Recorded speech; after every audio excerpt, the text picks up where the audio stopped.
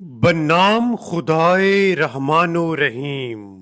اور تمہارا معبود ایک ہی معبود ہے، اس رحمان رحیم کے سوا کوئی معبود نہیں۔ یقیناً آسمانوں اور زمین کی خلقت میں،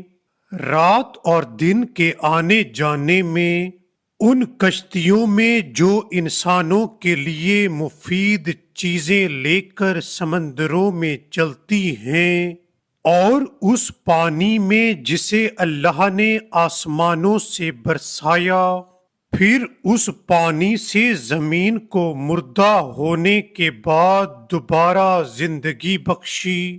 اور اس میں ہر قسم کے جانداروں کو پھیلایا،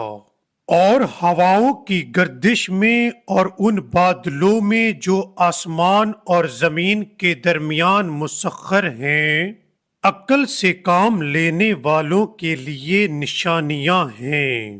اور لوگوں میں سے کچھ ایسے ہیں جو اللہ کے سوا دوسروں کو اس کا مد مقابل قرار دیتے ہیں، اور ان سے ایسی محبت کرتے ہیں جیسی محبت اللہ سے کرنی چاہیے، اور ایمان والے تو سب سے زیادہ اللہ ہی سے محبت کرتے ہیں۔ اور کاش یہ ظالم لوگ عذاب کا مشاہدہ کر لینے کے بعد جو کچھ سمجھنے والے ہیں اب سمجھ لیتے کہ ساری طاقتیں صرف اللہ ہی کی ہیں، اور یہ کہ اللہ سزا دینے میں نہایت شدید ہے۔ اس وقت کا خیال کرو جب رہنما اپنے پیروکاروں سے اظہار برائت کریں گے اور عذاب کا مشاہدہ کریں گے، اور تمام تعلقات ٹوٹ کر رہ جائیں گے، اور دنیا میں جو لوگ ان کے پیروکار تھے وہ کہیں گے کاش ہمیں بھی ایک بار دنیا میں واپس جانے کا موقع مل جاتا تو ہم بھی ان سے اسی طرح اظہار برائت کرتے جس طرح یہ آج ہم سے اظہار برائت کر رہے ہیں۔ اس طرح اللہ ان کے اعمال کو سراپا حسرت بنا کر دکھائے گا، اور وہ دوزخ سے نکل نہیں پائیں گے۔ لوگوں، زمین میں جو حلال اور پاکیزہ چیزیں ہیں انہیں کھاؤ، اور شیطان کے نقش قدم پر نہ چلو، یقیناً وہ تمہارا کھلا دشمن ہے۔ وہ تمہیں برائی اور بے حیائی کا ہی حکم دیتا ہے،